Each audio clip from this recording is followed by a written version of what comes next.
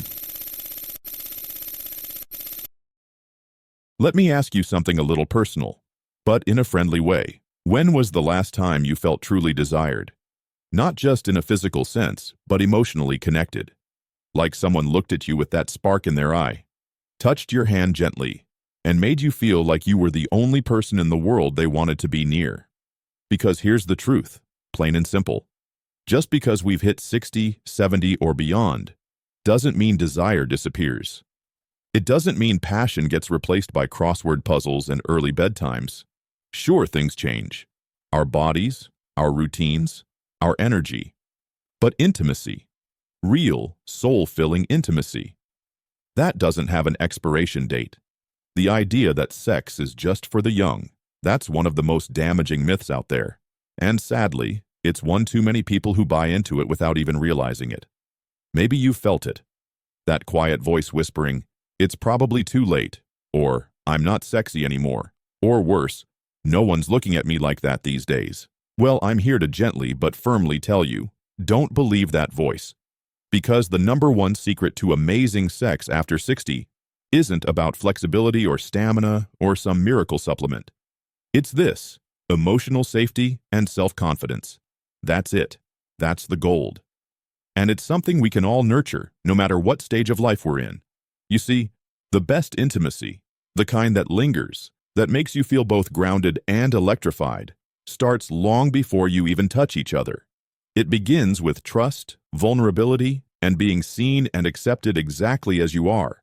And at this stage in life, we have something truly powerful: perspective. We've let go of much of the performance pressure that plagued us in our younger years. We're not trying to impress someone new every weekend. We're not obsessed with looking flawless under dim lighting. We've lived, we've laughed, we've cried and rebuilt. And that history, it adds depth. It adds richness to intimacy that younger folks are still learning to reach. But I also know, it's not always easy to feel sexy when your body has changed. Maybe your joints are creaky in the mornings. Maybe your skin's not as firm as it used to be. Maybe you've had surgery, lost someone, or just feel invisible sometimes. Here's what no one tells you enough. You are not invisible. And sexiness, it's not about age or shape. It's about how you carry yourself. It's about comfort in your skin, owning your experience, and sharing that with someone else. Let me tell you a little story. Martha and Dan, both in their mid-60s, met in a gardening class of all places. They were widowed, a little hesitant about starting over, but they kept bumping into each other. One day Dan said, "Would you like to get coffee?" Fast forward a few months, and they're navigating intimacy again after years apart. Martha told me, "I was terrified. I hadn't been naked in front of anyone since before my hip replacement. I was worried about scars, about stretch marks, about everything." And Dan, bless him, just looked at her and said, "I love every single part of you. And if you're comfortable, I'd like to explore that with you." That moment of tenderness, that emotional safety, it opened the door for something deeper. They took things slow. They laughed. They lit candles. Sometimes it was passionate. Sometimes it was just soft and close and sweet. And every time, they grew more confident in each other's presence. That's the kind of intimacy we're talking about. Not rushed, not pressured, just real. If you're still here and this video is helping you, leave a quick comment below. I'd really like to know you're watching.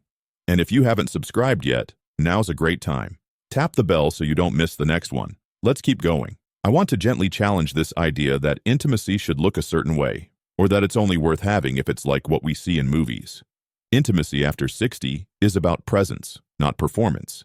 It's about the slow build, the shared coffee in the morning, the playful squeeze of a hand when no one's looking, the moment you catch each other's eyes across the room and just know. And it doesn't even have to start in the bedroom. In fact, it shouldn't. It starts with the way you talk to each other, the way you make space for laughter, for stories, for stillness, a surprise kiss on the cheek, a lingering hug, holding hands during a walk, not because it's romantic, but because you just want to feel that connection. And here's another little truth. Your partner, if you have one, is likely struggling with the same worries you are. They might be wondering if you still find them attractive. They might be nervous too. And when you create a space where both of you can speak honestly and listen with compassion, that's where the magic starts. Because when you feel emotionally safe with someone, your body relaxes, your heart opens, and intimacy becomes not just easier, but better. And for those who are single, or widowed, or divorced, this message is just as much for you. Don't write off the possibility of new intimacy. It may look different now, and yes, it might take a little courage to get started, but you are just as worthy of connection as anyone else. Sometimes, intimacy starts with learning to reconnect with yourself first. A soft bath, a favorite song, dancing alone in the kitchen, giving yourself permission to feel good in your own skin again. So no matter where you are, whether you've been married for 40 years, or just met someone new, or are figuring things out on your own, know this. It's not too late. You haven't missed your chance. The door isn't closed. Because great sex after 60 isn't about being 25 again. It's about embracing who you are now, fully, gently, boldly. And in part 2, we'll keep this conversation going right where we left off. To pick up where we left off, I want you to imagine something simple, something you may not have thought of in a while. You're sitting on the couch, your partner walks by and casually rests their hand on your shoulder or brushes your arm as they pass. It's not a grand gesture. It's not a full-on embrace. But it's enough to make you feel seen. And maybe, in that moment, something stirs. Comfort, connection, a little spark that surprises you. Those little moments? That's where real intimacy begins. So many people assume sex after 60 has to be planned or slow or a little bit clinical. But that's only true if you let it be. Because when you start bringing small, everyday affection back into your routine, it changes everything. I'm talking about non-sexual touch that still builds closeness. A hand on the small of the back, brushing someone's hair behind their ear, sitting close enough to feel each other's warmth. It might not seem like much at first, but you'd be amazed at how powerful touch becomes when you're not racing toward anything, when the goal is just to enjoy each other, to be together in the same space. I've talked with couples who've rediscovered their spark after years of feeling like roommates. And you know what the common thread was? They started paying attention again, not in big, dramatic ways, but in those soft, daily connections. Pat and Gloria, married 38 years, told me their turning point wasn't a fancy anniversary getaway. It was one night in the kitchen, dancing barefoot to a song they hadn't heard in decades. They laughed. They moved slowly. They held each other without expectation. And that moment brought them back to each other in a way no conversation ever could. Gloria said, "I'd forgotten how much I liked just being near him. We weren't trying to fix anything. We just remembered who we are when we're together. That's it. That's the spark. And it's always available to you, even if it's been a while." And let's talk for a moment about giving yourself permission to feel good again. It sounds simple, but it's something a lot of folks struggle with, especially after loss or illness, or even just after years of routine and responsibility. Sometimes we carry guilt or shame, or a kind of quiet fear that pleasure is no longer for us, that it's selfish, that it's silly at our age. But let me be clear, pleasure is not silly. It's human, and joy, intimate, playful, physical joy, is something we never age out of. You don't need to look like you did at 30 to be desirable. You just need to believe that your body still matters, that your needs still matter. And that's not vanity. It's self-love. It's honoring the body that's carried you this far. If you're still here and this video is helping you, leave a quick comment below. I'd really like to know you're watching. And if you haven't subscribed yet, now's a great time. Tap the bell so you don't miss the next one. Let's keep going. Now, let's talk about something else that makes intimacy better after 60, communication. And no, I don't mean long, awkward conversations with charts and checklists. I mean the everyday kind, asking, "What feels good for you lately?" Saying, "I miss being close," or even, "Can we try something different tonight?" That kind of honesty builds the foundation for connection. You might feel shy at first. That's okay. It's actually kind of sweet to be shy sometimes. It means you care. But the more you open up, the easier it gets. And if you've never talked openly about what you want or need in the bedroom before, now is a great time to start. Because with age comes a beautiful freedom. You've earned the right to ask for what you want, to take your time, to laugh if something goes a little sideways, to say, let's try that again, without any embarrassment. One couple in their 70s told me they actually schedule intimacy, not because it's boring or forced, but because it gives them something to look forward to. It's our date night, they said. We light candles, play old records, and just take our time. And honestly, that's romantic. That's intentional. That's sexy. Another thing to keep in mind, your definition of intimacy might change over time, and that's not a bad thing. It's actually one of the most freeing parts of getting older. Maybe what you need right now is more touch, more closeness, more cuddling. Maybe you're exploring different ways to connect that you never had the courage to before. Maybe intimacy looks like talking about fantasies over morning coffee, or holding hands while watching your favorite show. It doesn't have to fit into some mold or look like it did 20 years ago. The best part? No one's grading you. This isn't about performance. It's about presence. And if physical challenges come up, things like erectile dysfunction, vaginal dryness, discomfort, that's normal. It happens. And it doesn't mean the end of intimacy. It just means it's time to get creative, slow down, and talk about it. There are plenty of ways to stay connected and feel pleasure, ways that don't rely on a single definition of what sex is supposed to be. For some, it means using new tools, lubricants, massage oils, pillows to support different positions.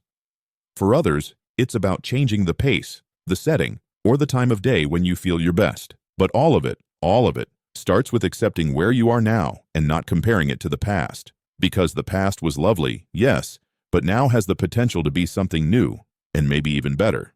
And hey, don't forget about humor. Laughing together, especially in intimate moments, is one of the best things you can do for your connection. Maybe something awkward happens. Maybe a hip pops. Maybe the dog jumps on the bed at exactly the wrong time. Just laugh, smile, keep going. That laughter builds intimacy just as much as the rest. So, wherever you are right now, whether you're in a long-term relationship, newly partnered, or rediscovering your own sensuality, it's never too late to enjoy connection, to explore, to express yourself. Because the truth is, intimacy after 60 isn't about turning back time. It's about owning your time, right here, right now, and choosing joy. We will bring it all together in the next part. You'll love where this conversation goes. Let's take a deep breath together for a moment. You've made it through part 1 and part 2, and if you're still here, it tells me something really important. You care about connection. You're curious.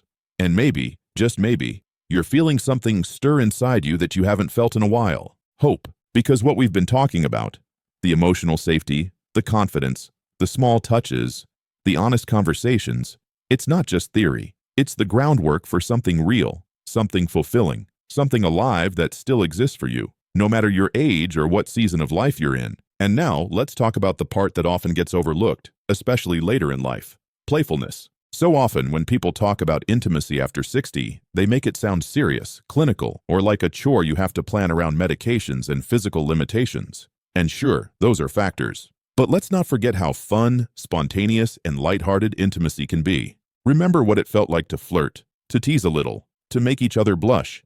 You don't outgrow that. You don't lose the right to feel giddy just because you've got a few more candles on your birthday cake. In fact, that kind of lightness, the giggles, the stolen glances, the "should we sneak upstairs" energy is so important. It keeps things fresh. It keeps things human. I once heard a woman in her early 70s say, "Sex isn't about trying to look young. It's about feeling alive." And I think about that all the time. Because that's the real goal, isn't it? To feel alive. And to feel that way, we have to let go of shame, of comparison, of all those old scripts in our heads about what sex is supposed to look like. You know the ones: "I should be thinner," or "they won't find me attractive anymore," or "this is silly at my age." Let them go. Nothing is silly about wanting to feel loved, touched, and desired. There is nothing silly about laughing in bed or fumbling your way through something new together. In fact, the most powerful, satisfying moments are often the most imperfect ones. If you're still here and this video is helping you, leave a quick comment below. I'd really like to know you're watching. And if you haven't subscribed yet, now's a great time. Tap the bell so you don't miss the next one. Let's keep going. So let's talk about one last thing, something truly transformational: redefining intimacy on your own terms. You get to decide what intimacy looks like for you now, not the media, not the past, not some outdated idea from a magazine article in the 1980s. You. For some, that means a deep, sensual physical connection with a partner. For others, it may be emotional closeness, shared silence, or touching toes under a blanket while watching the news. Some may find intimacy in spiritual closeness, or in learning something new together, a cooking class, a dance lesson, or even sitting side by side while you both read your books. The important thing is that it feels real to you, that it honors your life, your experiences, and where your body and heart are right now, not where they used to be. And maybe you're on your own. That's okay too, because intimacy isn't just something that happens between two people. It starts with you, with how you treat yourself, how you speak to yourself, whether you let yourself feel pleasure or joy, or just a soft sense of peace when you crawl under clean sheets and stretch out your legs at the end of the day. Maybe it starts with a walk in nature, a hand over your heart in gratitude, lighting a candle, and soaking in the tub without rushing. That's not indulgence. That's self-connection. And it's the foundation for everything else. Because once you feel good in your own presence, you become more open to receiving love from others. You begin to move with a different kind of confidence. You smile more easily. You let others in. And if you do find yourself with a partner again, or already have one, you'll be able to show up more fully, without fear. Because you're not seeking validation. You're inviting connection. That's what makes intimacy after 60 so beautiful. It becomes less about proving something and more about sharing something, less about urgency and more about depth. So here's what I want to leave you with.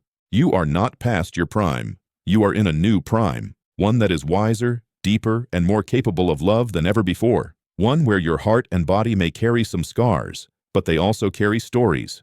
Stories of resilience, tenderness, and transformation. And those stories deserve to be touched, honored, and held by someone who sees the full you.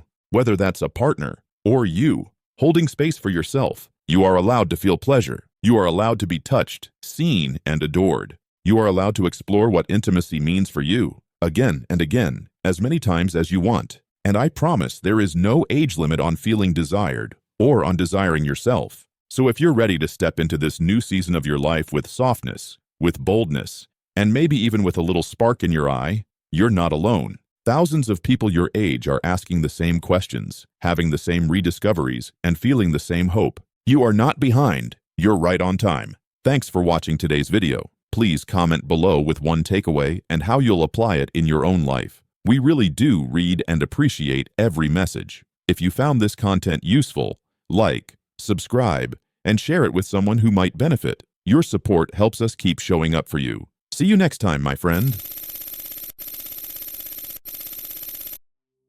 So let me ask you something, and be honest. When was the last time someone talked to you about sex? Like, really talked about it? Not in a whisper, not with embarrassment, not in the past tense.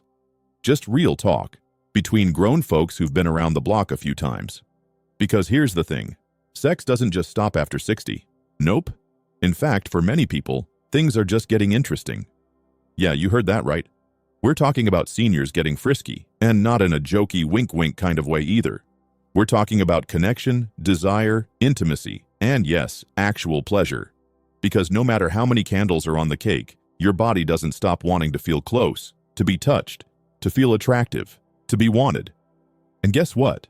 That's normal, that's good, that's human.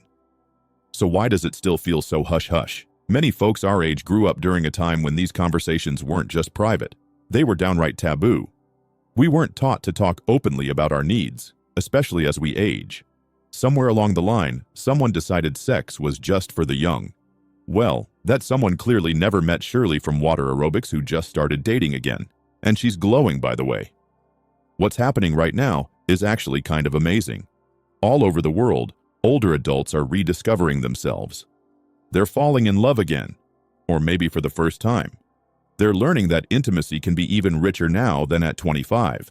Slower, yes, but deeper, more intentional, more honest, and that honesty is powerful. Now let's be real for a second. The body changes. We don't have the same hormones buzzing through us, and things might creak or need a little warming up. That's just part of the deal. But that doesn't mean the desire is gone. It just means we have to approach intimacy differently, smarter, more creatively, and more kindly. And let's not pretend we're doing this alone.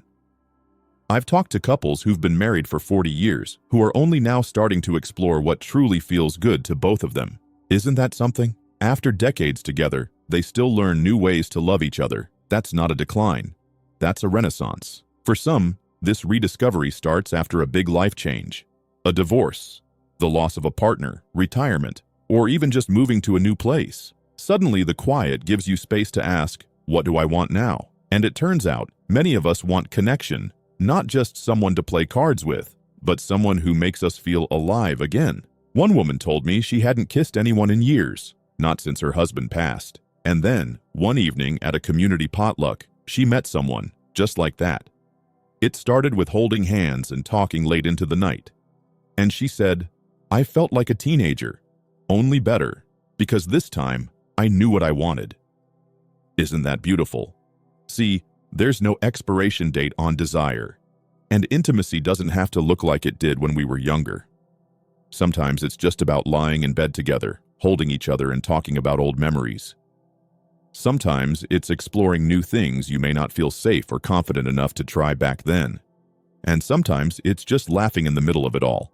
Because let's be honest, things don't always go smoothly, and that's okay. The point is, you're allowed to have fun. You're allowed to feel sexy. And you're allowed to want closeness. Don't let anyone tell you otherwise. Not society, your doctor, or that little voice in your head that says, isn't it too late for this? Because it's not, in fact. This might be exactly the right time. I know some of you are thinking, well, that sounds nice, but I'm not in a relationship right now. That's okay. This isn't just about couples. This is about you, your body, your needs, your right to enjoy pleasure in whatever way feels safe and meaningful, whether that's through touch, connection, or even just exploring your own sense of sensuality again. You deserve that. You really do. And for those of you in relationships that feel, well, a little routine, this could be the perfect time to shake things up. It starts with a conversation, a real one that says, hey, I miss being close to you. I want to reconnect, not just physically, but emotionally too. Sometimes that's all it takes to open a door that's been shut for years. If you're still here and this video is helping you, leave a quick comment below. I'd really like to know you're watching. And if you haven't subscribed yet, now's a great time. Tap the bell so you don't miss the next one. So let's keep going, because the truth is, intimacy after 60 isn't just about romance or relationships. It's about rediscovering how good it feels to be seen, heard, and touched, not just physically, but emotionally too. And here's something people don't talk about enough: the emotional confidence that comes with age. When we're young, we're too busy worrying about what we look like, if we're doing it right, or if we're too much or not enough. But as we get older, there's a certain freedom that comes from knowing ourselves. You've lived through heartaches, parenting, loss, career changes, and let's face it, a whole lot of nonsense. And you've come out the other side wiser, stronger, and often a lot more grounded in what really matters. That confidence? It's sexy. And not in a magazine cover kind of way. I mean the kind of sexy that comes from presence, from comfort, from how you laugh at yourself now, instead of picking yourself apart, from knowing what makes you feel good to finally giving yourself permission to ask for it. I remember talking to a gentleman named Harold, not his real name, who said, you know, I spent 50 years trying to be the man I thought I was supposed to be. Now, I'm just trying to be happy. And you could see it in him. He wasn't chasing anything anymore. He was showing up, open, real, and ready to connect. And wouldn't you know it, he'd just started dating someone new at 72. That kind of openness is magnetic. Now, let's be honest. Dating over 60 looks slightly different. For one, there's less drama, thank goodness. Most people at this stage of life aren't playing games. They know what they want. And the biggest surprise? Many folks are way more adventurous now than they ever were in their younger years. Not in a reckless way. More like, I'm not afraid to try something new because what do I have to lose? That kind of attitude? It can light a fire you didn't even know was still in there. And let's talk about physical intimacy for a second. Yes, the body changes. Things may not work exactly the way they used to, but here's the gift in that. It slows us down, makes us more aware, more present. There's less rushing, less pressure, and way more focus on connection. And connection is what makes intimacy meaningful, Not just the act itself, but the closeness you build before, during, and after. So if you're dealing with physical changes, dryness, erectile issues, stiffness, soreness, you're not broken. You're human, and there are so many ways to navigate that now. From open conversations with your doctor to products designed specifically for older adults, it's not something you have to accept and suffer through. But more than anything, what makes a difference is having a partner, or even just a friend, you can talk to honestly, saying things like, "Hey, this isn't working as it used to, but I still want to be close to you. Can we figure this out together?" That kind of vulnerability creates a whole new level of intimacy. And sometimes all it takes is starting that conversation, that tiny act of bravery. Because chances are, they've been wondering about the same things too, but didn't know how to bring them up. And once the door opens, you'd be amazed at how much joy can pour in. And let me say this, there's no one-size-fits-all here. Some people want to jump back into dating, others wish to rekindle a long-term relationship, and some want to reconnect with themselves. Every path is valid. Every experience is worthy of respect. You don't need anyone's permission to feel sexy, or to want to touch, or to explore your own pleasure.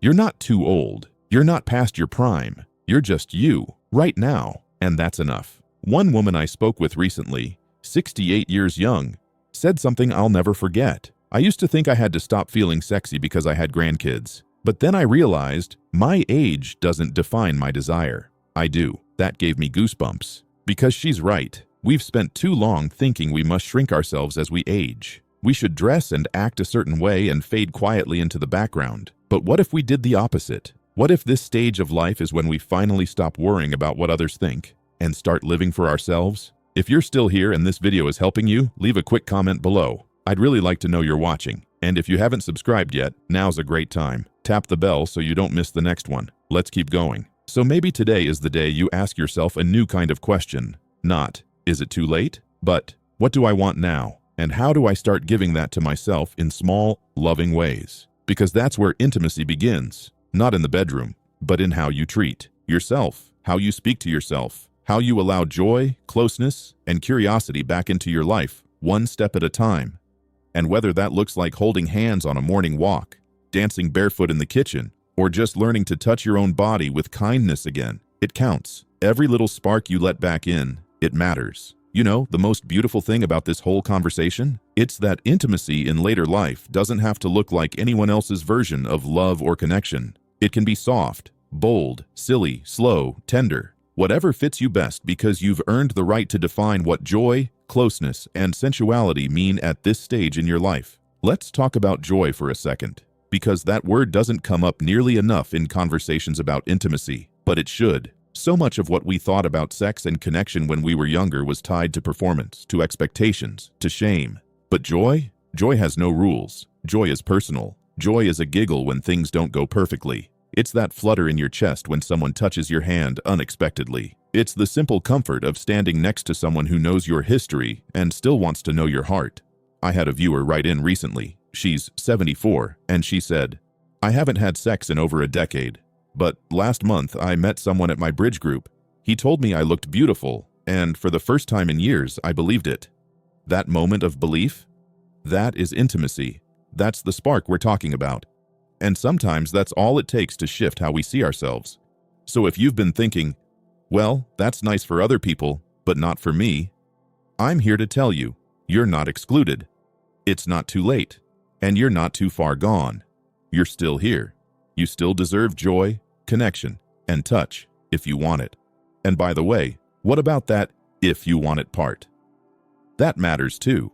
This isn't about pressure. It's not about telling anyone they should be out there dating or being intimate. Some folks are perfectly content on their own, and that's just as powerful. The whole point is that you get to choose. You get to reclaim your story. You get to explore what lights you up, physically, emotionally, and spiritually. No shame, no rules, no apologies. You know what else I've noticed? The more we openly discuss this, the more others feel permission to do the same. We become mirrors for one another. Maybe you bring this up with a friend over coffee, and suddenly they open up about something they've kept inside for years, and that ripple continues. Because when one of us steps into freedom, it quietly invites the next person to do the same. And let's not forget, Intimacy is healing. Whether you're rediscovering your own body, reconnecting with a longtime partner, or just allowing yourself to be touched with kindness, intimacy can restore something deep inside. It says, you're still alive, you're still worthy, you're still here, and you still matter. And you do. You matter more than you know. I'm not saying it'll be easy. Sometimes it takes courage to say, I want more. Sometimes it takes patience to relearn what feels good. Sometimes it takes forgiveness to yourself or others for the time that's passed or the chances not taken. But every step you take toward intimacy is a step toward wholeness. And that's something to celebrate. So, where do you start? Start small. Start gently. Maybe it's just allowing yourself to imagine pleasure again, to buy a new shirt that makes you feel good in your skin, to light a candle before bed just because it makes the room feel soft and welcoming, to look in the mirror and smile instead of criticizing every line. Or maybe it's booking a massage, joining a dance class, or writing a letter to someone you've missed. Or, hey, maybe it's joining a senior dating site and dipping your toes into those waters just to see what's out there. You don't have to know what the outcome will be. You just have to begin to say yes to possibility again. Before we wrap up, I just want to leave you with this. Every single day, you have the chance to reconnect with yourself, to build or rebuild intimacy, not just with others, but with your own heart. That doesn't require youth. It doesn't require a partner. It just requires you showing up, being willing, and letting yourself feel again. Because your story isn't over, not by a long shot. There's more laughter to be shared, more kisses to give, more lazy Sunday mornings to be had. And whether you're 60, 75, or 90, you can still discover new parts of yourself. You can still fall in love, even if it's with life itself. Thanks for watching today's video. Take a moment to comment below with one takeaway and how you'll apply it in your own life. We really do read and appreciate every message. If you found this content useful, like, subscribe, and share it with someone who might benefit. Your support helps us keep showing up for you. Thanks so much, my friend. See you next time. If I could live my life over again, whew, that's a big one, right? It's the kind of question that sneaks up on you in the quiet moments. For example, when you're sipping your morning coffee and the house is still, or when you're folding laundry, suddenly a song comes on the radio that takes you back 40 years. Just like that, your mind wanders through all those little forks in the road you've taken. Have you ever done that? Catch yourself wondering about the choices you didn't make, the paths you didn't take, not with regret exactly, but more like curiosity. What if I had done that instead? What if I had said yes or no? What if I'd spoken up? I think it's something we all do at some point, especially after 60. Life doesn't slow down, but we do. And in those pauses, we look back, not to beat ourselves up, but to understand, to learn, and maybe even to teach someone else what we wish we'd known. Don't get me wrong, I'm grateful for this life, all of it. The messy parts, the beautiful bits, the awkward, the amazing. But still, there are a few things, a handful of things really, that if I could go back and whisper into the ear of my younger self, I would. And I think these reflections might resonate with you too, because we've probably lived through some of the same storms and sunny days. The first thing I'd do differently? I would have spoken up more, especially when it came to love, intimacy, and what I needed emotionally and physically. I spent far too many years being polite, being quiet, thinking, oh, it's fine, I'll just go along with it, even when I didn't feel seen or heard. And I'm not just talking about romantic relationships. I'm talking about friendships, family, even how I talk to myself. But especially in relationships, I wish I'd said more. I wish I'd said, I need you to really listen to me, or this is how I feel loved. I didn't learn until later in life that speaking up is not selfish. It's necessary for connection, closeness, and real intimacy. When we were growing up, these things weren't talked about. You just made do. You didn't ask too many questions, and certainly not the personal ones. And that's how I ended up thinking that my needs were secondary. That if I just loved hard enough, or waited patiently enough, somehow my partner would just know what I wanted. But let me tell you, guessing games don't build good relationships. Honest conversations do. Looking back, I think of all the time I could have spent truly connecting, instead of guessing, tiptoeing, holding back. And I think that's one of the biggest lessons I've learned. Your voice matters. Your needs matter. And it's never too late to start saying what you feel, whether you're 60, 70, or 90. The second thing I'd change, I would have stopped picking apart my body decades ago. Ooh, that one's tough to admit. For so long, I believed I had to look a certain way to be desirable. I believed that if I didn't have a flat stomach or tight skin, I didn't deserve affection or pleasure or confidence. And can I say, that's complete nonsense. I can't tell you how many special moments I ruined for myself because I was too caught up in how I thought I looked. I'd be lying there with someone I cared about, and instead of feeling loved, I was feeling self-conscious, pulling the sheets up, turning off the lights, worrying about my thighs or laugh lines. I was so busy criticizing myself that I couldn't be present. And I regret that, not because of how I looked, but because I missed the joy of being in the moment. And it took me far too long to realize this body, the one that's carried me through decades, through grief and joy, through birth and heartbreak and Sunday morning dances in the kitchen. This body deserves to be celebrated, not in spite of the wrinkles and softness, but because of them. They're proof that I've lived, that I've loved, that I've survived. And if no one ever told you this before, let me be the one to say it. You are allowed to feel beautiful and desired at any age. You can be proud of your body, not for how it looks in a mirror, but for everything it's done for you. And it's not too late to feel that way, starting right now. If you're still here and this video is helping you, leave a quick comment below. I'd really like to know you're watching. And if you haven't subscribed yet, now's a great time. Tap the bell so you don't miss the next one. Let's keep going. The third thing I'd change? I wouldn't have waited so long to say yes to pleasure. It is not just physical pleasure, though that's part of it, but pleasure in all forms. The kind that makes you giggle, the kind that sends chills down your spine, the kind that fills you up from the inside out. Somewhere along the way, I bought into the lie that joy, fun, and passion were for young people, that after a certain age, you're supposed to settle into something more reserved. And so I got quiet. I started dressing a little plainer, laughing a little softer, and second-guessing those spontaneous urges to be playful, flirty, or bold. But you know what? That's a slow way to lose yourself. When I finally gave myself permission to enjoy, to really enjoy life again, it felt like I was waking up. I started saying yes to things that scared me a little. I tried new hobbies. I flirted just for the fun of it. I leaned into tenderness and touch and delight. And let me tell you, it didn't make me feel older. It made me feel alive. And I want that for you too. Not someday. Now, let's keep going. So, here we are, still walking through this little what if together. And let me tell you, if you're watching this and you've made it to this point,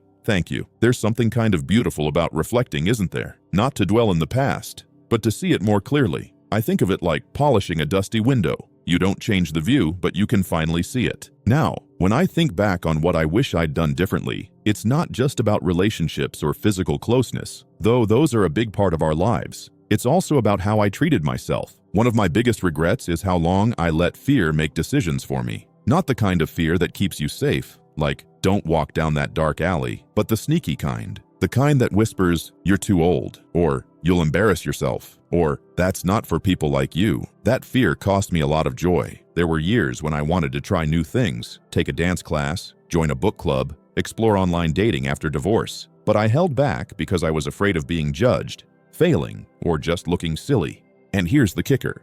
Most of those things I was scared of never even happened. Nobody laughed at me. I didn't make a fool of myself. In fact, the few times I did take a risk, it usually led to something good, a memory, a new friend, even just a story that makes me smile when I think about it. I remember once, this must have been in my late 50s, I passed by this salsa class at a local community center. It looked like so much fun. The music, the energy, the laughter. I stood outside that window for 3 weeks straight, just watching, always thinking, next time. It took me nearly a month to finally walk in and sign up. And you know what happened? I loved it. I wasn't the best dancer in the room, not by a long shot, but I had fun. I laughed so hard I cried some nights. And more than that, I felt alive in my body again. I felt playful, desired, free. That experience changed me. It reminded me that the biggest wall in my life had been me, my own fear, my own hesitation. And if I could go back, I'd knock that wall down much sooner. So, if there's something you've been putting off, maybe it's joining a dating site or telling someone you like them, or even trying something new in the bedroom. Whatever it is, ask yourself, is fear calling the shots here? And if the answer is yes, maybe it's time to change that. Now, the other thing I'd go back and do differently, I would have let go of guilt so much sooner. Oh, guilt, that old friend who overstays their welcome.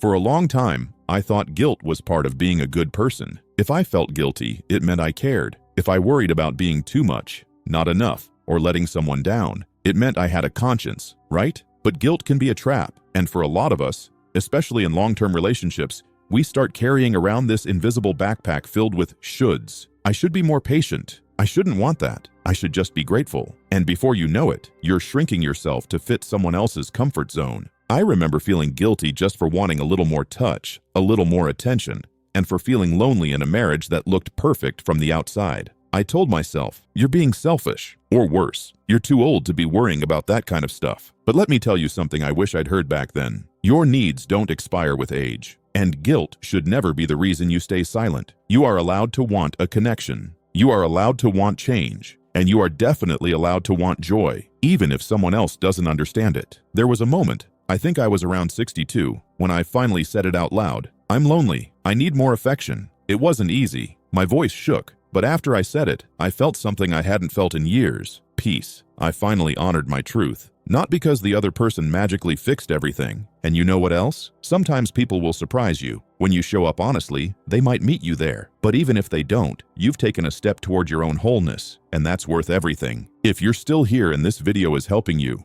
leave a quick comment below.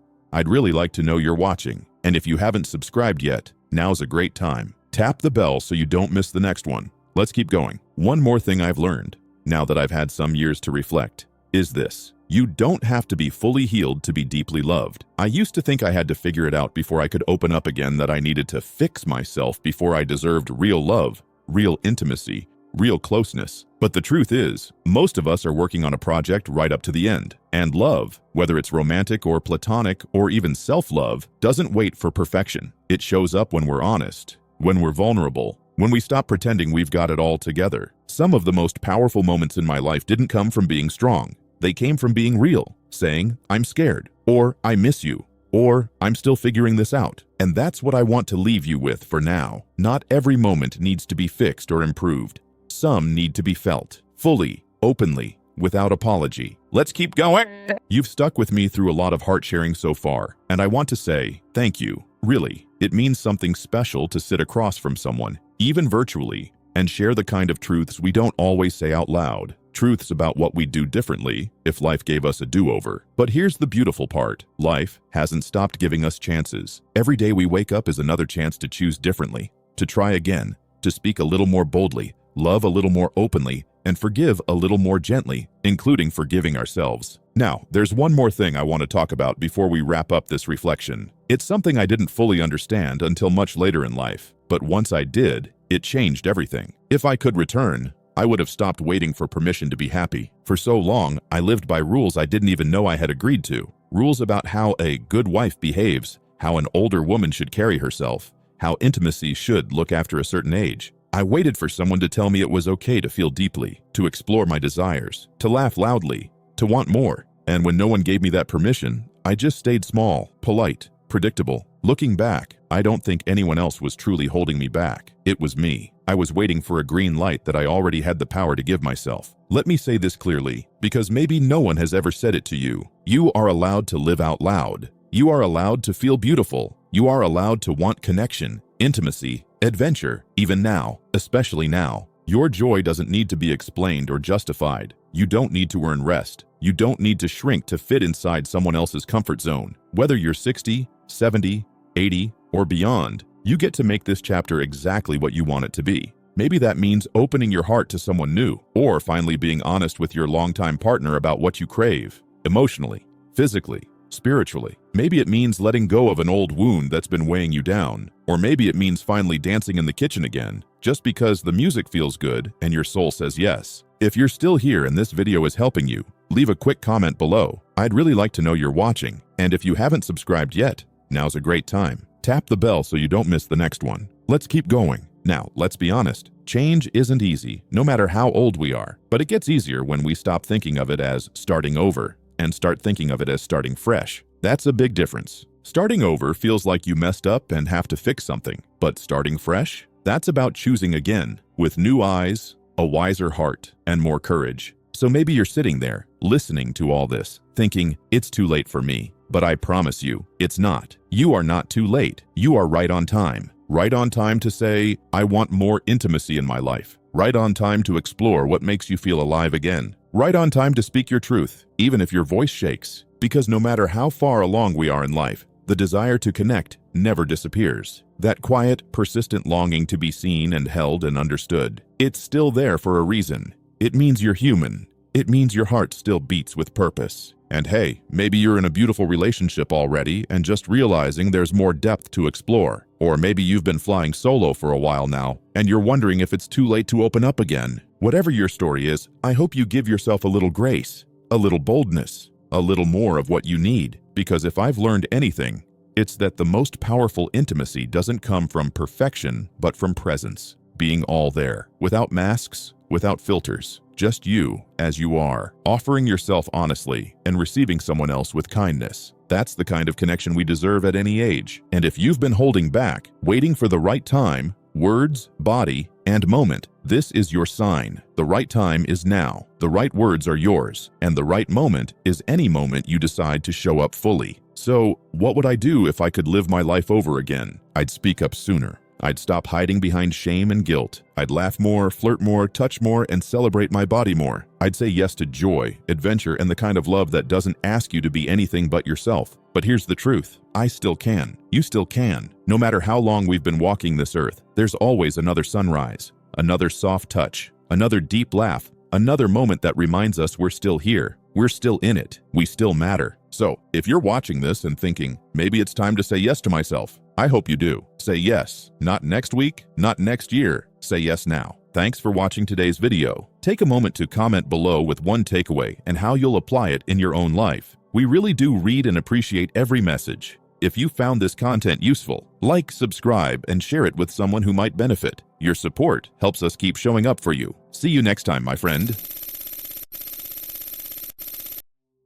At 85, you'd think I'd have life pretty well figured out, and in many ways, I do. But there's one decision I still wrestle with to this day, and that's the choice I made to move into a nursing home. At the time, it felt like the right move. My family said it would be safer. They told me I'd have support, community, peace of mind, and I believed them. But once I settled in, I realized that what I thought would be comfort became something else entirely. So if you're considering this path for yourself or someone you love, I hope you'll listen closely, because I'm going to share 6 things I wish someone had told me before I moved in. Some of them may surprise you. Some might hit closer to home than you expect, but they're all real, and they all matter. Lesson 1. Independence slips away quietly. I didn't lose my independence all at once. It disappeared in small pieces. The morning I wasn't allowed to sleep in. The day I had to wait for someone to walk me outside. The first time I was told I had to eat now. Not when I was hungry, but when the schedule said so. At home, my life had rhythm. I chose what to wear, when to eat, where to sit. I had control, and I didn't realize how much that mattered until it was gone.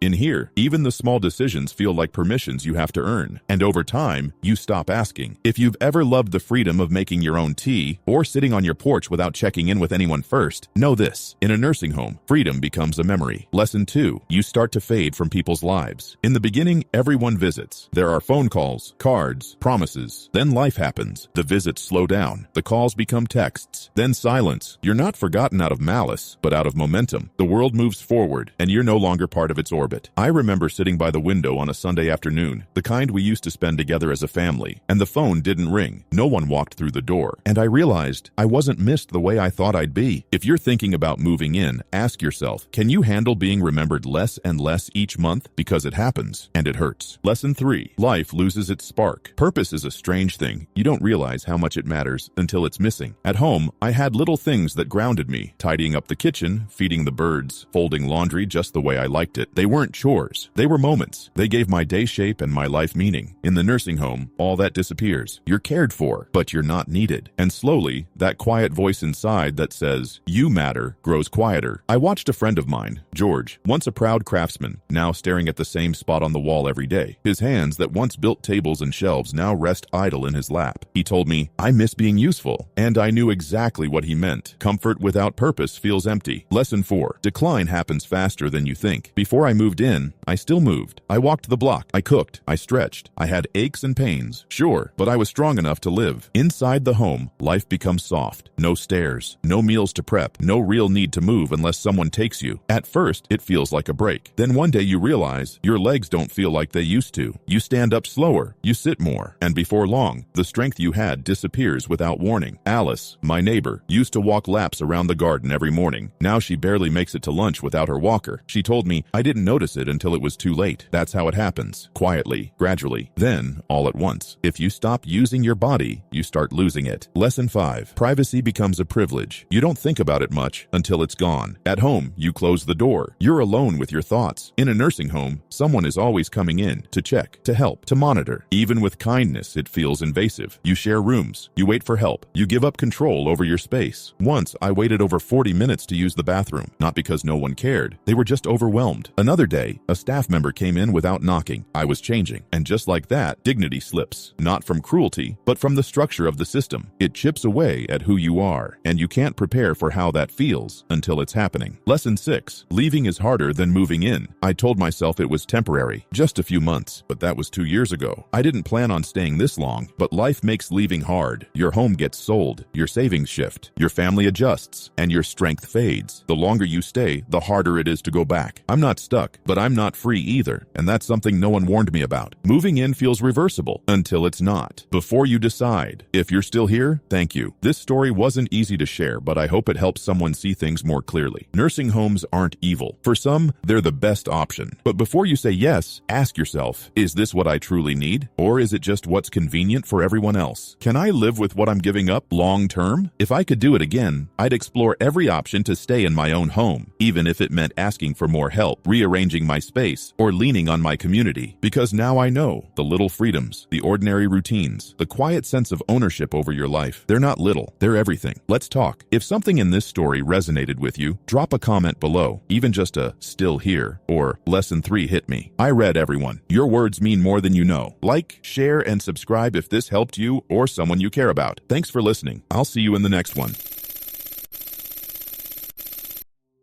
Hey there, welcome to today's video. Have you ever noticed how someone's walk can change as they get older? Maybe you've seen it in a friend, a family member, or perhaps you've noticed subtle changes in your own gait recently. These small shifts in how we move might seem insignificant, but they could actually be whispering something important about your health. I'm talking about a walking pattern that doctors and researchers have linked to serious health conditions, even terminal illness in some cases. Now, I don't share this to frighten you, but because knowledge is power, especially when it comes to our health after the age of 60. You see, our bodies constantly communicate with us, and one of the most overlooked signals is the way we walk. Most people think a changing gait is just part of getting older, something we can't do anything about. But that's not always true. Sometimes, it's your body's desperate attempt to tell you something is wrong before it's too late. Medical researchers have discovered that certain walking patterns can be early warning signs of conditions that, if caught early enough, could literally add years to your life. But if ignored, well, the consequences can be devastating. Let me tell you about Martha, a viewer who reached out to me last year. Martha noticed that her husband, Tom, had started shuffling his feet slightly when he walked, just a small change that she initially brushed off as normal aging. They were both in their mid-60s, active and generally healthy, but something about that subtle change in his walking troubled her. After watching one of my videos, Martha convinced Tom to mention it at his next checkup. The doctor ordered some tests, and they discovered early signs of a neurological condition that, if left untreated, could have progressed rapidly. Because they caught it early, Tom started treatment, and a year later, he's still going on his daily walks, still playing with his grandchildren, still living the retirement they had planned. If you're still here and this video is helping you, please leave a quick comment below. I'd really appreciate knowing you're watching. And if you haven't subscribed yet, now's a great time. Tap the bell so you don't miss the next one. Let's keep going. So what exactly should you be looking for? The first warning sign is what specialists refer to as decreased stride length. In simple terms, your steps become noticeably shorter. You might feel like you're taking more steps to cover the same distance you used to walk with fewer steps. This isn't just about getting older or being a bit stiff. It can be an early indicator of serious neurological issues or even certain types of cancer that affect your nervous system. The second red flag is asymmetrical walking, when one leg moves differently from the other. Perhaps you're putting more weight on one side, or one foot is dragging slightly. Most people dismiss this as just a little limp or blame it on an old injury, but uneven walking that develops gradually can signal problems with your brain, spine, or even tumors that are pressing on nerves controlling movement. What makes these walking changes so dangerous is how easily they can be missed or dismissed. We tend to adapt to them without noticing, or we attribute them to normal aging. But here's the truth. Normal aging doesn't typically cause sudden or pronounced changes in your walking pattern. If you notice these changes happening over weeks or a few months, rather than years, that's your body sending up a warning flare. The good news? Your body is giving you this warning for a reason. It's giving you a chance to act before it's too late. In many cases, Catching these conditions early can be the difference between effective treatment and a terminal diagnosis, between living the vibrant, active life you deserve in your golden years or facing a much more difficult path. In the next part of our discussion, we'll look at 3 more critical walking patterns that could signal serious health problems, and I'll share exactly what you should do if you recognize any of these signs in yourself or someone you love. Because when it comes to these particular health warnings, time truly is of the essence. Now, beyond those first 2 warning signs we discussed,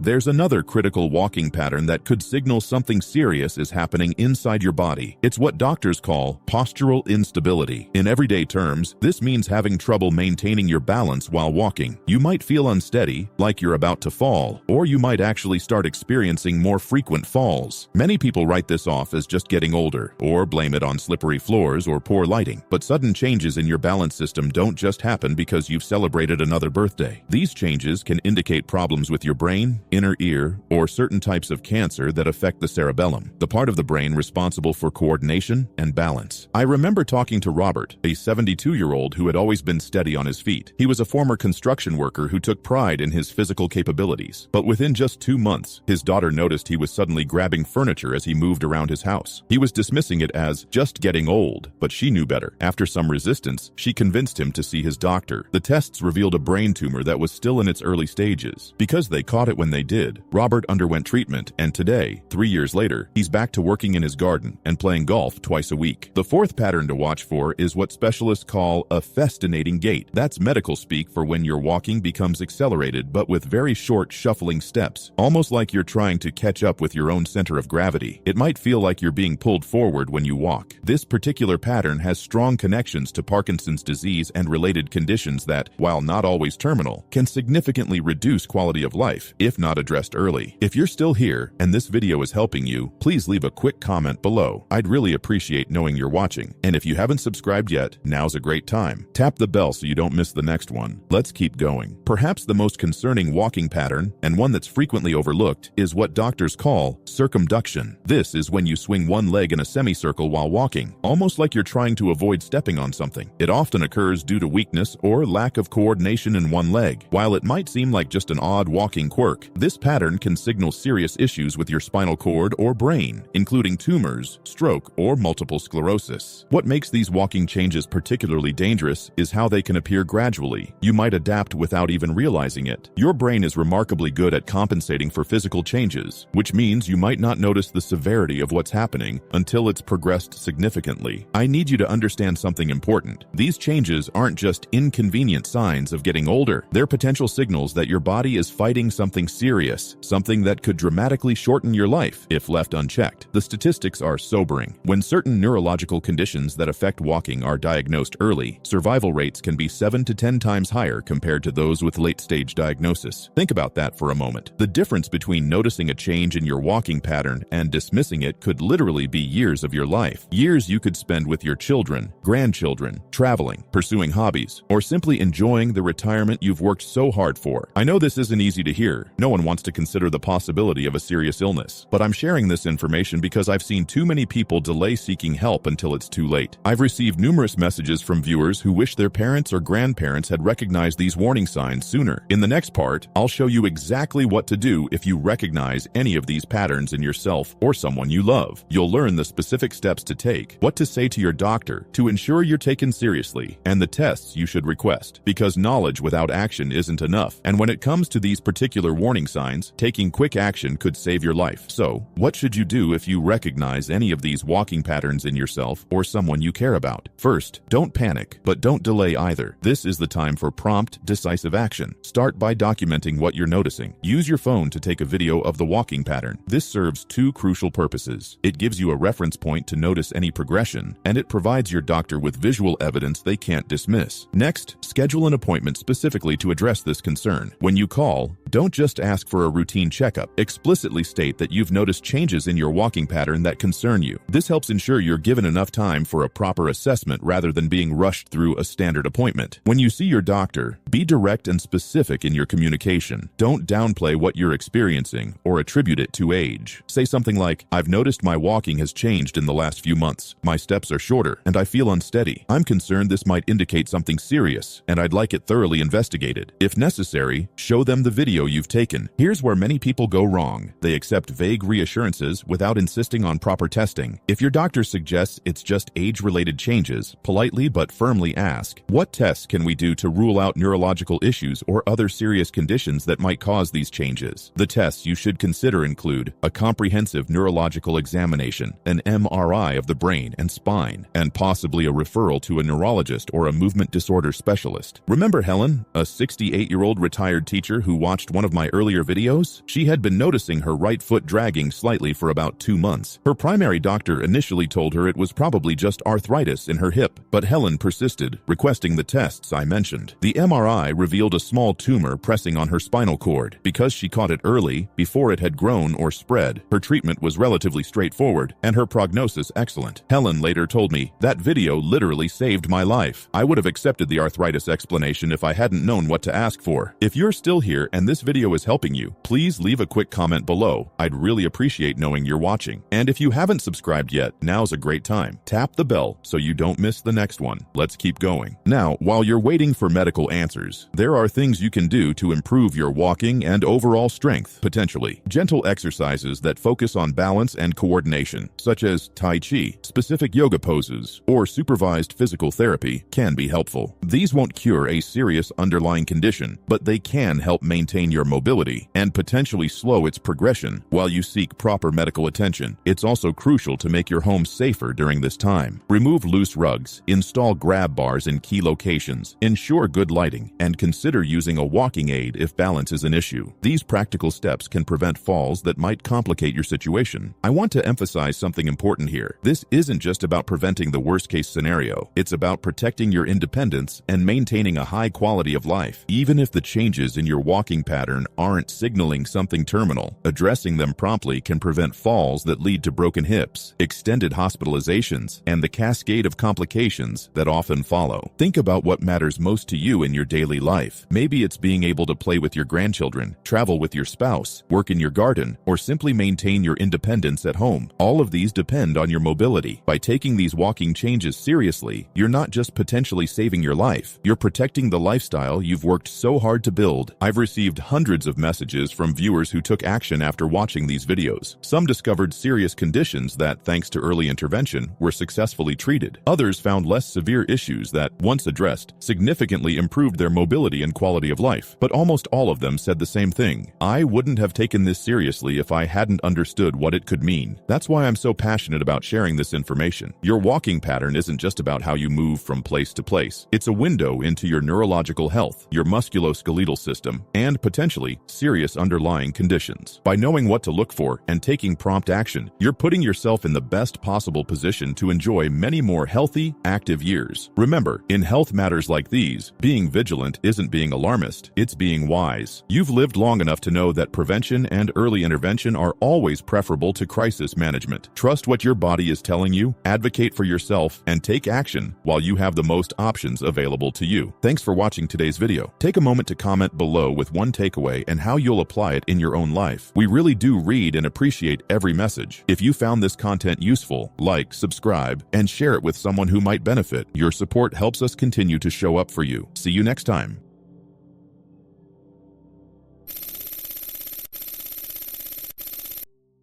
I still see the moonlight slipping through my bedroom window, painting the walls in silver. It was late November, crisp air brushing against the pane, when everything changed in the blink of an eye. I'd just turned 72, and like most nights, I'd settled into bed early, book in hand. My wife, Helen, was already asleep beside me, breathing softly. I flipped off the lamp, closed my eyes, and then my chest seized. At first, I thought it was just heartburn. I'd had indigestion before, following that extra slice of pumpkin pie at Thanksgiving dinner, so I rolled over, hoping the pressure would ease. Instead, it doubled. My breath came in shallow gasps, like someone had plunged a pillow against my face. My heart pounded so hard I could feel it echoing in my throat. Panic whispered its first warning. Maybe this was more than indigestion. I scrambled out of bed, my legs wobbling like they belonged to someone else. I made it to the hallway light switch, then collapsed against the wall. My hand pressed against my chest, searching for that familiar rhythm, but all I felt was a thudding rebellion. Somewhere down the hall, Helen stirred. I tried to call out, but my voice was raspy. "Helen, help!" When she burst into the hallway, her eyes widened at the sight of me slumped against the wall. One moment, her face was soft with sleep. The next, she dialed 911 on her phone, her fingers trembling. I remember the sound of her voice, steady but urgent, telling the dispatcher my name, my age, my symptoms. Relief and terror tangled in her words. As we waited for help, the room spun around me. The colors bled together, and the hallway light seemed too bright. I felt detached, as if I were watching myself from the corner of the ceiling. I tried to speak again to reassure Helen that everything would be fine, but I could barely lift my head. Then I heard the sirens. Their wail cut through the night like a promise. Paramedics burst in, voices calm and focused. They must have checked my pulse, strapped me to a board, and slid me into the ambulance. But in my haze, all I caught was Helen's hand squeezing mine so hard it hurt. In a good way. The sense of love and fear and hope shining through her eyes. The ride to the hospital stretched on forever and took no time at all. I remember staring at the ceiling of the ambulance, lights flashing overhead, feeling both terrified and unbelievably grateful. At the emergency door, they whisked me inside. Doctors and nurses were a blur, voices speaking in medical shorthand I barely understood. STEMI, clot, prepare cath lab. I'll take it from here, someone said. Then I was alone, sliding down a narrow corridor toward a discovery I still can't believe. A blockage, 95% in one of my main arteries. That night could have been the end of my story without immediate intervention. They wheeled me into the cath lab. I lay on that cold table, bright lights overhead, hooded eyes watching as they threaded a tiny camera through my artery. I felt nothing, just the steady beep of the heart monitor and the hum of machines. Then a thin balloon inflated and deflated inside me, opening the vessel. They placed a stent, a little scaffold to keep it open. I barely felt the pinch. When it was over, I drifted in and out of consciousness. The next thing I knew, I was back in a hospital room. Helen was there, her face streaked with tears and joy. She kissed my forehead and whispered, "You're back." Those were the first words I heard on the other side of that night, and I still carry them with me. Over the following days, I mulled over what happened. I had always considered myself healthy, walking every morning, eating a balanced diet, keeping my stress in check, but my annual checkup last spring showed rising cholesterol, and I'd shrugged it off. I regretted ignoring those early warnings, the occasional chest tightness on cold mornings, the fatigue I blamed on just getting older. That night was my wake-up call. It felt like a second birth. When they released me, I promised to treat every breath, heartbeat, and sunrise as a gift. I swapped my usual black coffee for herbal tea. I joined a gentle yoga class for seniors. I sat with a cardiologist and learned everything I could about keeping my heart strong. Most importantly, I reprioritized what mattered. More time with Helen, weekly dinners with our grandchildren, and phone calls to old friends I'd let slip away. But the real miracle wasn't just surviving the surgery. It was how that brush with death rippled through the rest of my life. I thought I was old enough to slow down, to coast. Instead, I felt energized, like I'd been handed a fresh start. 6 months after the incident, I climbed a small hill behind our house at dawn, watching the sky lighten. Standing there, heart steady, I realized how precious every ordinary moment can be. When I share this story, people often ask, "Did you change everything overnight?" The answer is no. Habits are hard to break, but change doesn't have to be massive. It only has to be intentional. One walk today, one phone call to someone you love, one appointment with a doctor. Those small steps make all the difference. I want you to remember this. If your heart jolts you awake in the middle of the night, literally or metaphorically, listen. Pay attention to the whispers your body or your life sends. Don't wait for a crisis to remind you of what truly matters. That night I almost died, but what followed was the greatest gift I could imagine. A second chance at living fully, vibrantly, and gratefully. And if my story inspires you to take even one small step toward better health, deeper relationships, or chasing a dream, then every heartbeat and every retelling will have been worth it. So tell me, have you ever had your wake-up moment? Drop your story in the comments. Let's build a space where every second chance becomes a reason to live with more courage, love, and purpose.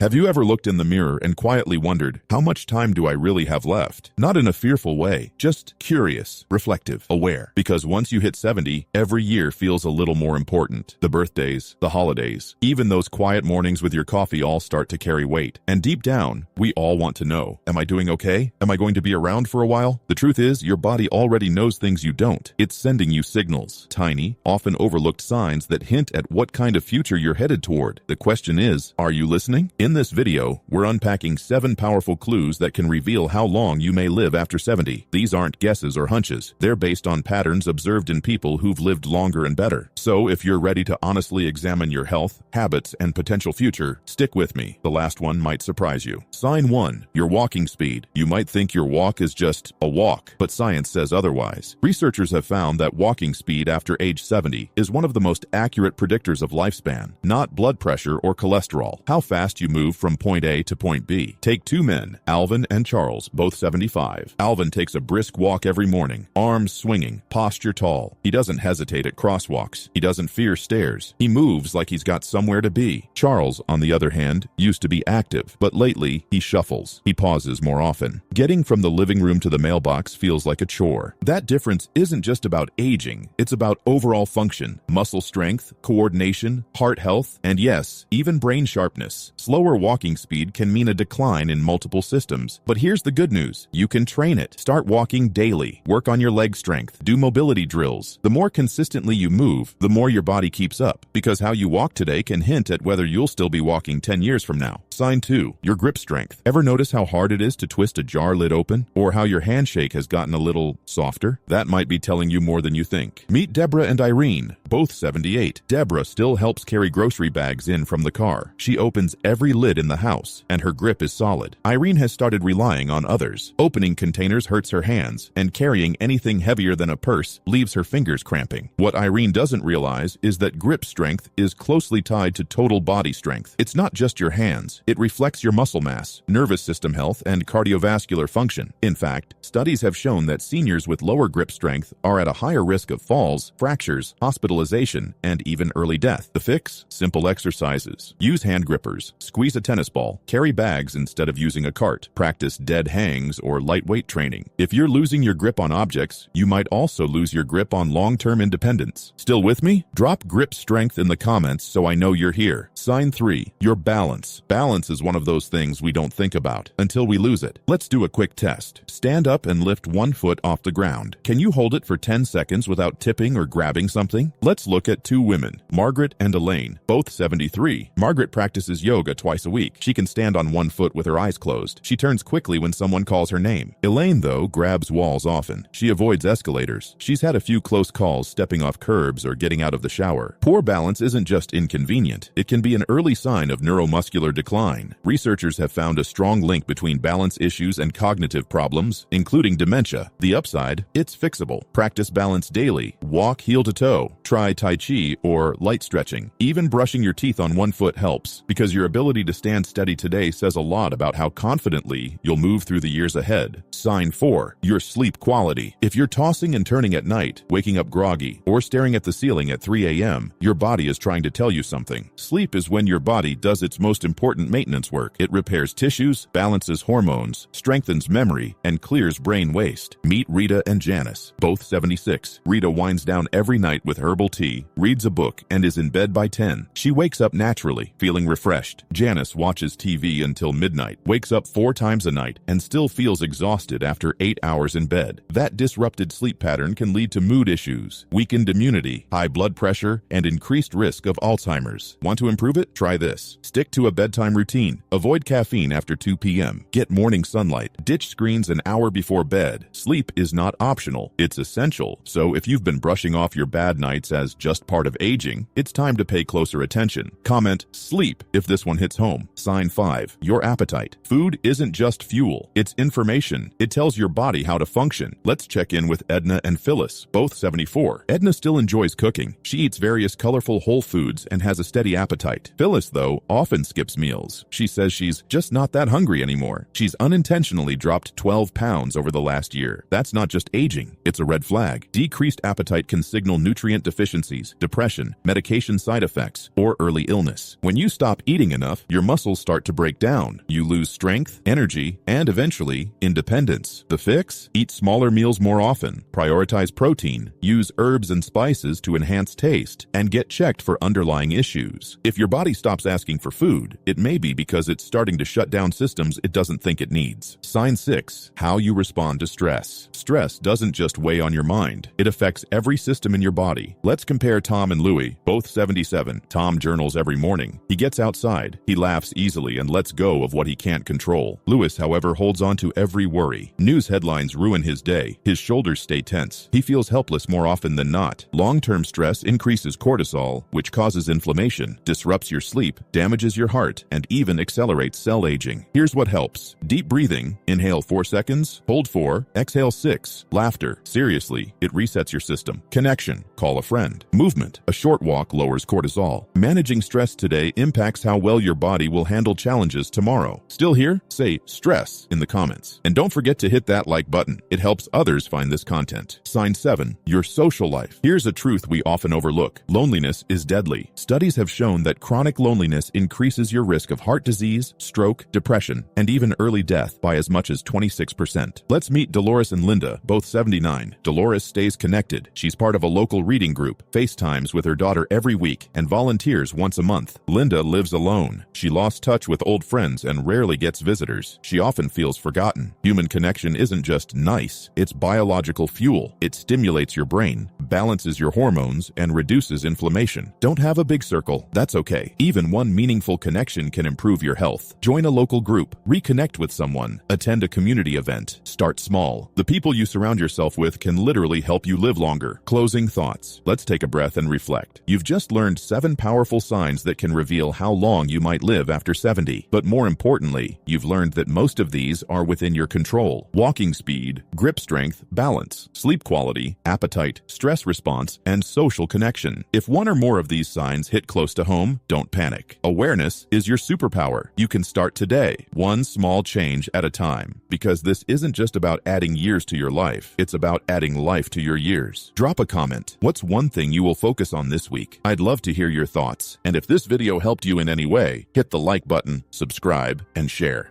Thanks for watching, and we look forward to seeing you in the next video.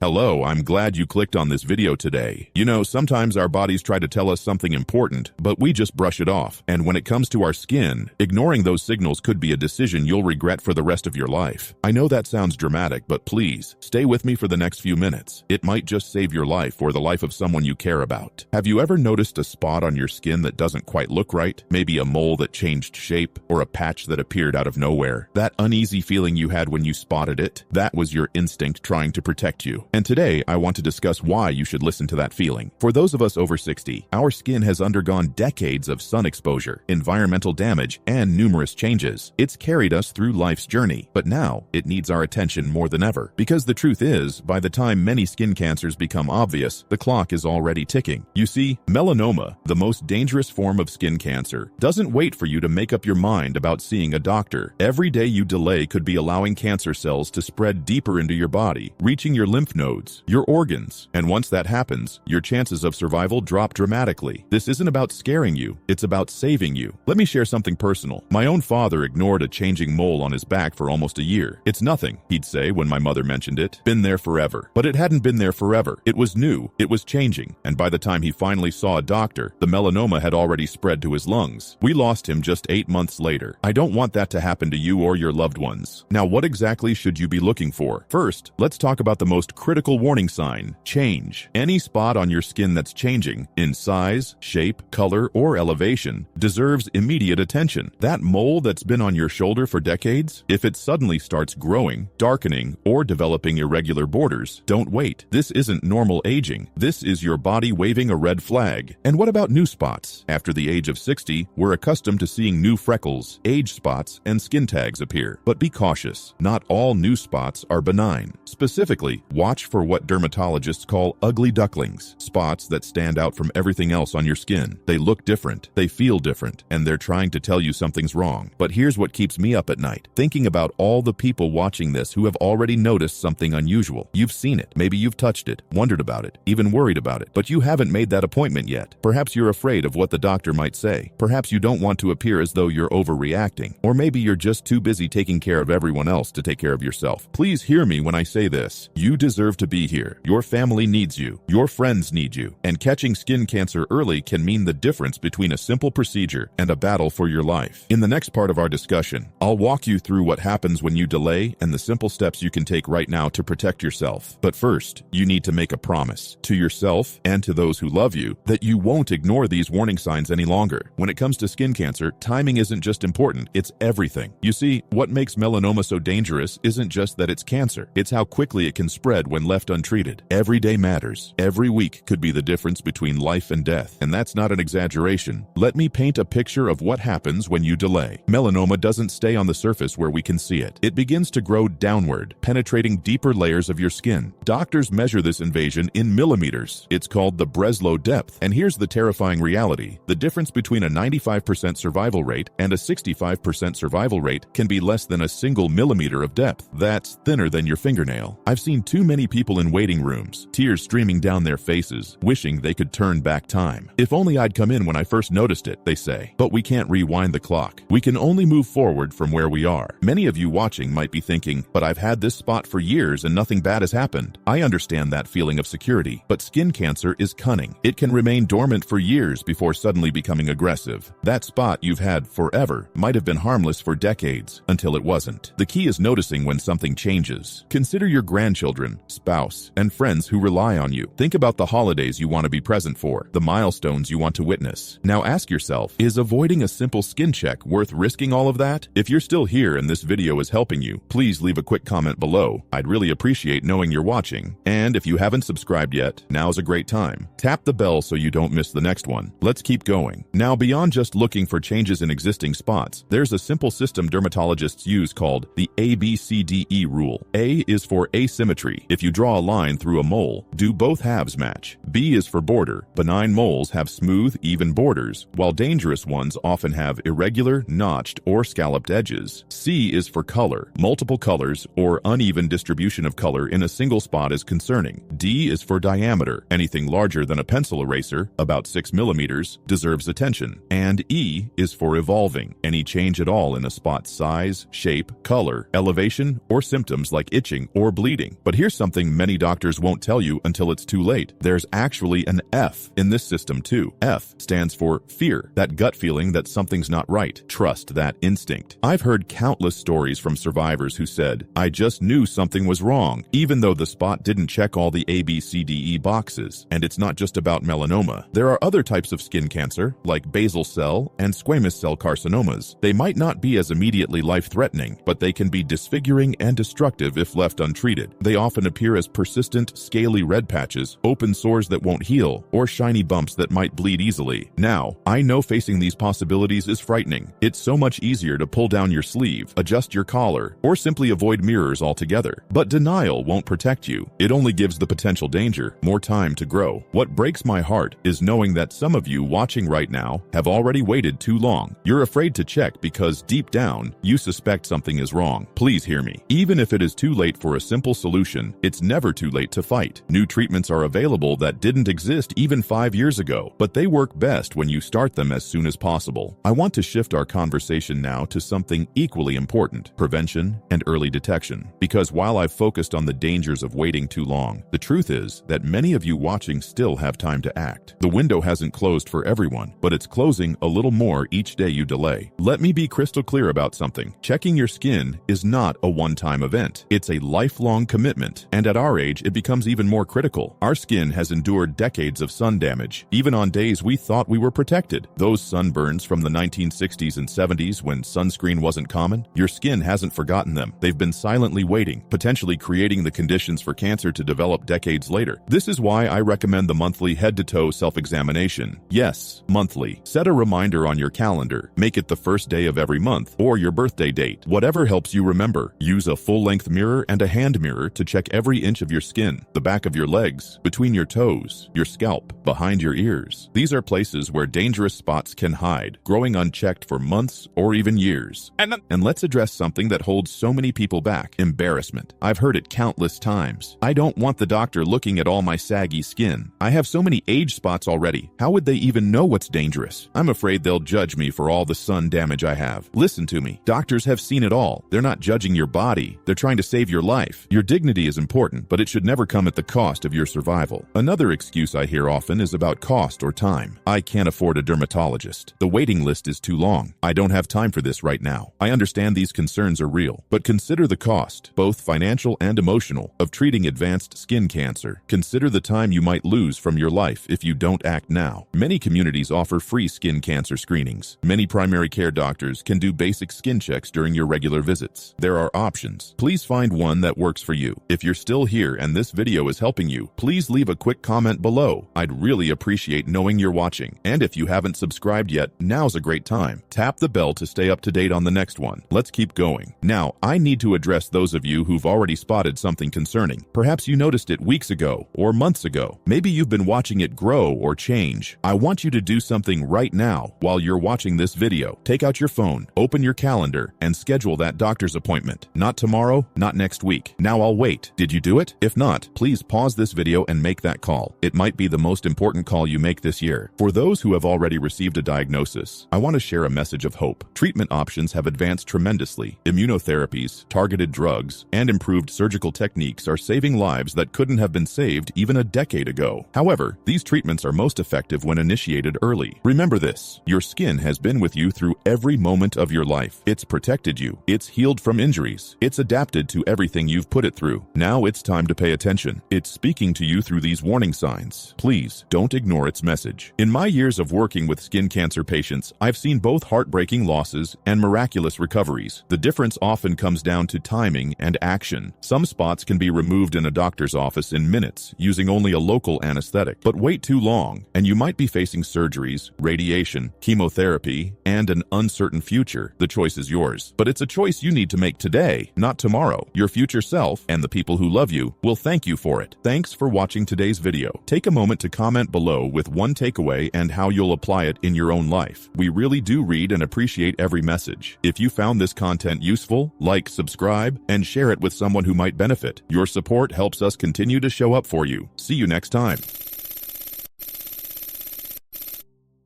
Have you noticed anything unusual about your feet lately? That slight discoloration between your toes, or that subtle change in how they feel when you wake up in the morning? Most people would brush it off. It's nothing, they tell themselves. Just another sign of getting older. But what if I told you that these seemingly innocent signals could be your body's way of sounding an alarm? An alarm that you might have only 3 months to address a serious underlying condition. Hello, my friends. Today, we're going to discuss something that many healthcare providers may not tell you directly. Something that could potentially save your life if detected early enough. I know this sounds alarming, and perhaps it is, but sometimes we need that wake-up call to take action before it's too late. You see, our feet are like the dashboard warning lights of our bodies. They're often the first to signal when something significant is happening internally, long before other symptoms appear. Yet most of us, especially as we age past 60, tend to ignore these critical warning signs. We attribute them to normal aging, to years of wear and tear. My feet hurt because I'm getting older, we tell ourselves. But what if that pain, that discoloration, that unusual sensation is actually a countdown clock? Medical researchers have discovered that certain changes in our feet can precede major cardiovascular events by approximately 3 months. 3 months, that's about 90 days to potentially change the course of your health journey. 90 days that could make all the difference between living the active, vibrant life you deserve in your golden years or facing a devastating health crisis that could have been prevented. One of the most telling signs is peripheral cyanosis, a bluish discoloration of the extremities, often dismissed as poor circulation